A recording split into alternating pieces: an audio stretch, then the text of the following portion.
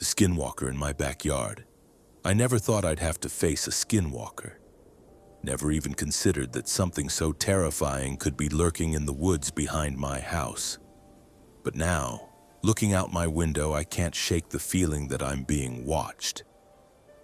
It's not just the paranoia of being alone at night, it's something else, something worse.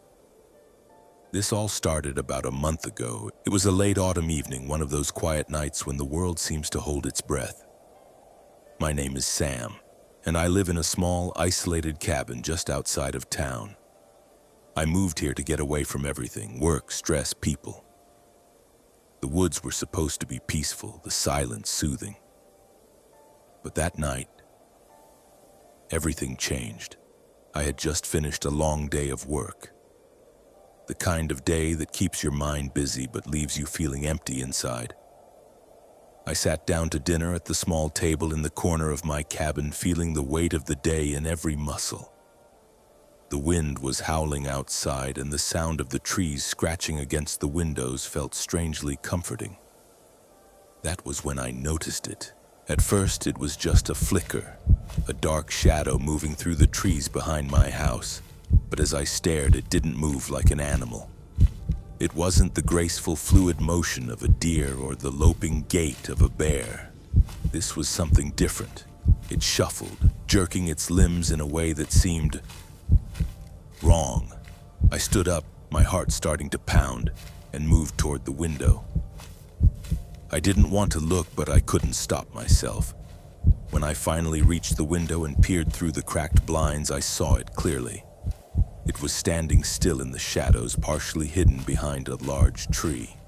It was tall, way too tall for an animal, and its body was hunched. My breath caught in my throat. It looked almost human, but it wasn't. Its limbs were far too long, bending at unnatural angles. Its back arched as though its spine had been twisted. It wore the fur of a deer, but something about it was off. Unnervingly off. The fur was matted and dark, and it seemed to ripple with a life of its own. I backed away from the window, panic rising in my chest. My heart pounded in my ears, and I could hear the blood rushing in my head. I told myself it was just my imagination. There were animals out there. Deer, maybe even wolves. But this? No. This was something else. I waited for what felt like hours before I finally dared to look again. The shadow was gone, but I couldn't shake the feeling that something was still there, lurking just outside the glow of my porch light. Something was watching me. The next day, I decided to go into town. I needed to get some food and clear my head. But when I stopped at the gas station, I felt a strange unease. The old man behind the counter, a local I'd seen a few times, gave me a long, knowing look when I walked in. "You saw something last night, didn't you?" he asked, his voice low. His eyes were bloodshot, and there was a weariness about him that made me uneasy. I froze. "What do you mean?" He didn't answer right away, just stared at me like he could see right through me. "You saw it. A Skinwalker." I laughed, trying to dismiss the anxiety rising in my chest. "Skinwalker? Come on, that's just a myth." His face remained impassive, his eyes hardening with a quiet intensity. "Don't you dismiss it. It's not just a story. Skinwalkers, they're not like regular animals. They wear the skins of creatures, people too. They take their forms to get close, to hunt. And once they've got your scent, they won't stop. They'll follow you. They'll stalk you until you're theirs." I shook my head, trying to laugh it off. "It's just an old folktale," I said again, trying to sound confident. The man leaned closer, his breath sour. "You think it's just a story until you're in the woods with one of them. If you're lucky, you'll never see them for what they are. But if you do, it's too late." I didn't know what to say, so I paid for my gas and left without another word. His warning hung in the air, an eerie reminder that there was something I didn't understand, something far worse than I could imagine. That night, I locked the doors and windows like I'd done 1,000 times before. But as the darkness crept in and the wind howled outside, I couldn't shake the feeling that something was out there, watching, waiting. Around midnight, the sound came again, the soft rustling of leaves, the slow, steady crunch of branches.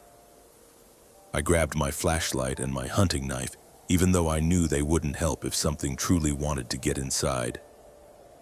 I stepped outside, the cold biting into my skin. The woods were silent save for the occasional creak of the trees, but I couldn't shake the feeling that I wasn't alone. I called out, my voice trembling. "Hello?" There was no answer, but the rustling grew louder. The trees seemed to sway unnaturally as though something heavy was moving through them. My flashlight flicked over the yard, catching glimpses of shadows moving between the trees, but when the light hit a dark shape, I froze. The creature stood just beyond the edge of the trees. It was tall, too tall, and its body was twisted, bent at angles that couldn't be natural. Its limbs were impossibly long, reaching down to the ground like the legs of an insect. Its fur was dark, like the deep shadows of the night, but it had the head of a deer, its antlers twisted and gnarled. But it was the eyes that sent a chill straight down my spine. They weren't the eyes of a deer, they were human, dark, empty, soulless.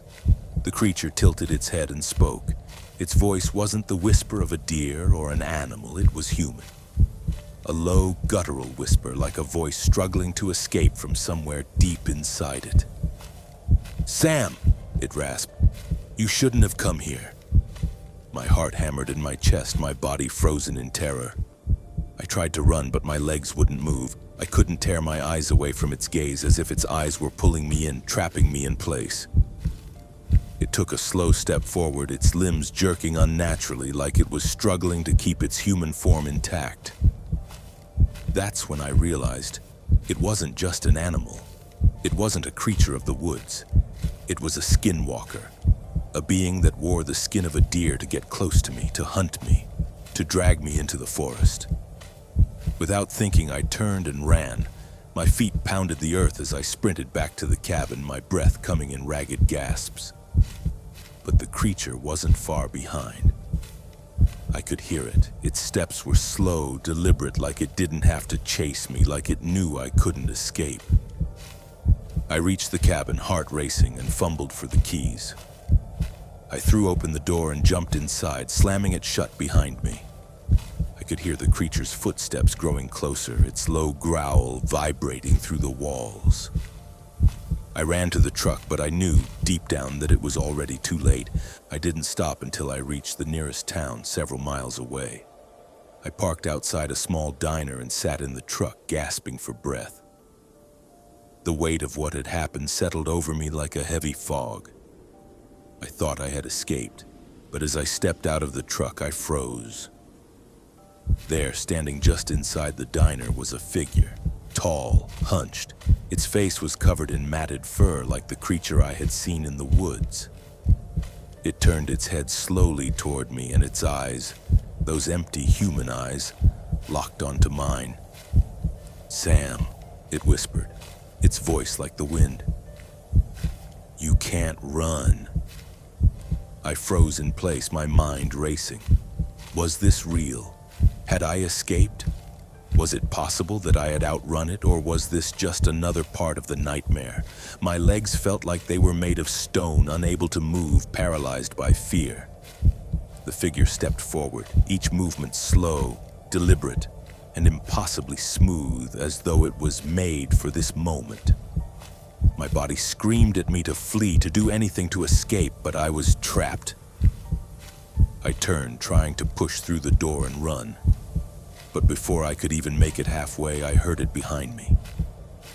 The unmistakable sound of footsteps. And in the reflection of the diner's glass, I saw it. That twisted shape. That godforsaken thing wearing the skin of a deer. And in its eyes, those eyes, I saw something else. It wasn't hunting me anymore. It had already taken me.